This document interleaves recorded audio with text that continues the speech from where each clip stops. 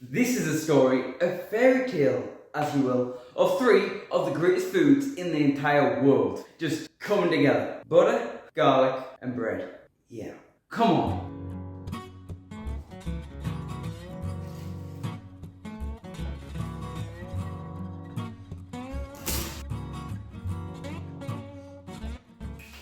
Alright, so today I'm going to show you how to make some beautifully homemade garlic bread from scratch, from your own home. But we're not just stopping there, we're not just making one garlic bread, I've got two for you. A very low effort one, and a Mr. Traditional that everybody loves. So with that being said, let's make this, shall we? Alright, so we're going to kick things off by making the beautifully low effort garlic bread.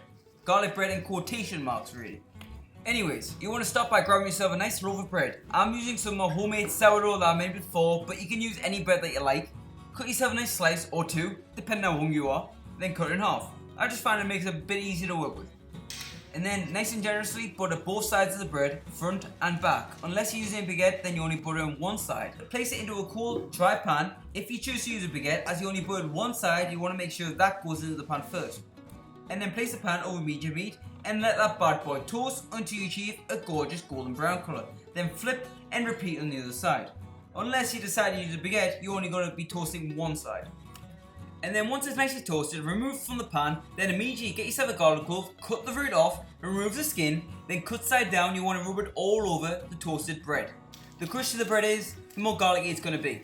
This is sort of like scenting the loaf of bread. Trust me, it works. And now optionally, to finish it off, top it off with some fine flaky salt. And that's it. Well, that's low effort garlic bread. Couldn't get any easier. Now let's taste and see if this low effort garlic bread actually tastes like garlic bread. Alright guys, so this version of garlic bread is just for people who just want a nice quick and easy one that takes a matter of minutes to make. This takes a maximum of 5 minutes. Let's try it, see how it tastes. It's got an unbelievable crunch from toast in it. It tastes incredible. The garlic comes through right at the end. It's not too powerful. Just got a nice scent of garlic. But by any means, this is not a traditional garlic bread. But it tastes great. But next, I'm going to show you how to make the traditional version. The one that everybody loves. Next up is Mr. Traditional. The one that you've all been waiting for. It's what everybody loves. It's so unbelievably perfect. It's unreal. So let's begin. We're going to start by making the garlic butter. Here I've got 220 grams of unsalted butter. And by the way, you want to make sure that butter is nice and soft. Unless you want a really hard time, that is. If you find that your butter is a bit firm, just pop it in the microwave for like 10-second intervals, give it a mix every so often until it's softened up and it's pliable, but not melted. And that's then followed by 4 to 6 cloves of garlic which have been finely chopped and turned into a puree. And that's then followed by a quarter cup of finely chopped parsley, and that's Italian flat-leaf parsley. None of that curly stuff, really, who likes that anyways?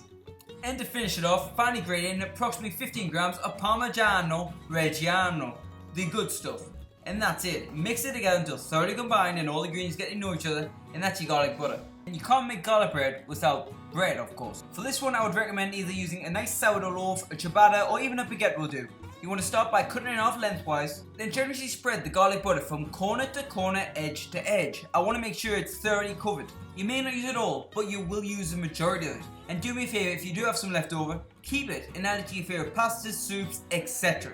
Now, place the bread onto a 4-lined baking tray, pop it in the oven that's been preheated to 405 degrees Fahrenheit or 205 degrees Celsius for 12 to 40 minutes, or until gorgeous golden brown and crispy and the butter is seeped all the way through. Just like this. If that doesn't look like heaven to you, I don't know what to tell you.